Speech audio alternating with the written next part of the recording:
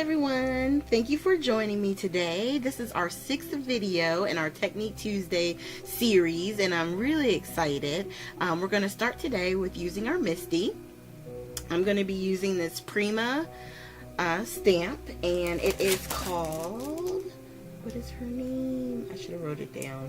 I gotta get better at this. I can't find her name. Alright, so it's a Prima stamp. I'm just going to ink her up with some archival ink from Ranger. And of course we're using watercolor paper. I'm actually using the 8.5 by 11 size of the Ranger watercolor. I just cut it down. And once again, just really using the Misty because it's allowing me to stamp twice, and actually for her feet 3 times, so that way we can get a nice crisp black. Because you know, with the watercolor paper and the texture that it has, sometimes you can't get a really, you know, deep black color. So I like to stamp it with the Misty, so I'll make sure we get it nice and deep. So these are the watercolor pencils we're going to be using, and the ones that I only have this one set. Of course they have many different sets, but this set is particularly focusing on the hair and skin tones. Okay, so you can see right now what I'm doing is laying down color, and what I like to do is, and one of my favorite methods is to lay down color and then drag and smooth with the watercolor brush, like the one I'm using right here, which is actually a Prima water brush.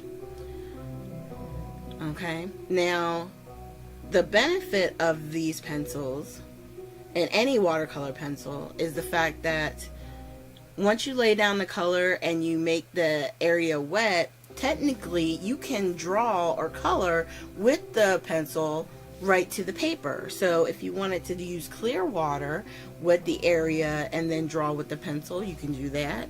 They also suggest you can dip it in water like you would a brush. So there's a lot of different methods that you can use for these pencils. Now you can see I had put down some color and I took it off with the tissue, and then I added more color, and then it got super wet. And actually what's going to wind up happening is after I get done with doing the face, which I'm coloring in right now, as I move the paper, my hand brushes the wet spot and it winds up like trailing some brown watercolor. So you just be careful when it's wet, you know, just be mindful. Alright, so we're going to slide this up real quick.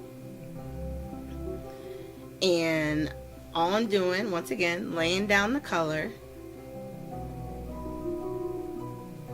And then we're going to smooth it with the watercolor brush. Water brush. And you can see how easy it is. All you do is literally lay the pencil down where you want your shadows, where you want your color to go, you know. And then with it being watercolor, as far as its medium, once the water hits it, it's going to move.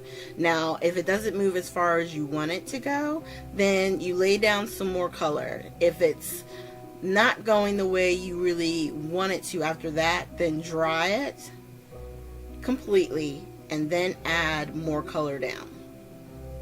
With certain watercolors, watercolor paper I should say, if you add too much water to it, eventually it will start to like crumble almost.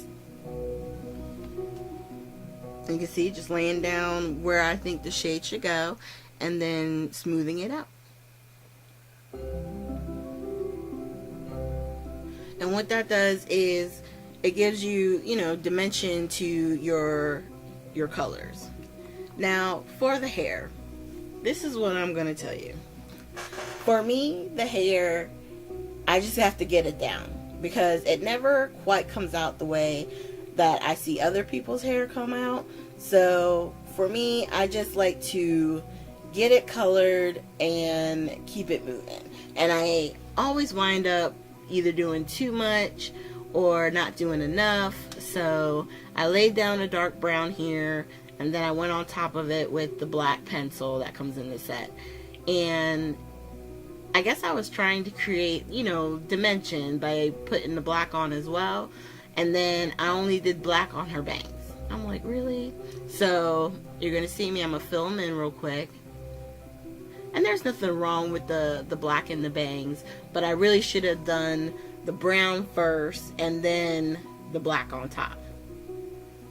But I wasn't thinking. So I'm just going to fill it in. Now, mind you, this is wet. So you can see that the pencil that I'm putting down is actually smoothing out. Alright, and then we're going to zoom back out here. And what I'm going to do is put a little bit of pink around the cheek area and just spread it out. Not a whole lot. I'm not really good at placing where the cheeks and stuff should go, but I just wanted to show you that they do have a blush in the pencil set. Alright, now for the dress, I'm going to use the Primas. And on here, I just got a plain square block, and I'm just going to put some of this pink on here. And I'm going to do her whole outfit really in this color, just to show you that either one of these, they work very similar. I laid down the color, I picked it up with the brush, and we have an outfit.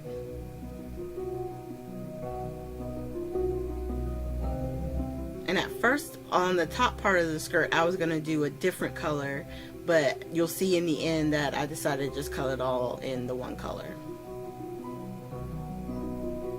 And then for the waistband, we're going to use black. And I was going to take it from the actual crayon itself, but I decided just to put it on the block to keep it. So I was doing the same, you know, method or whatever.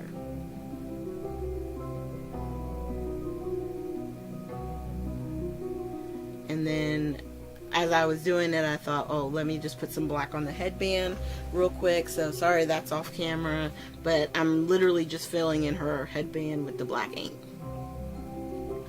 Alright, so for the dress, to show you, just like the regular watercolor pencil, I'm going to lay down wherever they've put lines in the actual stamp.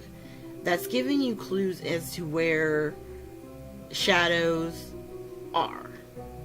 So if you use your crayon or whatever, the pencil that you're using to highlight the different lines, then you can see it helps you to create that dimension. See how on the right side you have a little bit of dark lines from where I had drew on the actual outfit, and then on the far left, you know, it sort of went away, like there's not that detailed, so you can see the difference in that. Now with anything, with a person, anybody that you have that is standing somewhere, you should make sure you give them a ground. So I just put down a little bit of the gray and spread it around. Now normally when I do cards like this one, I always cut them out, only because a lot of time with cutting it out, any type of watercolor that may have gotten out of the line, I would be able to then get rid of it. So this is the two mediums, the watercolor pencil set from Prima, and then the oil pastels. Thank you guys so much for joining me today. I hope you got some good information from this. Make sure you hit the like and subscribe button, and I will make sure to try and put links to the boutique on Facebook. If you're not a member, click and ask to join, and we can get you signed up. Thank you guys for joining us, and have a great day.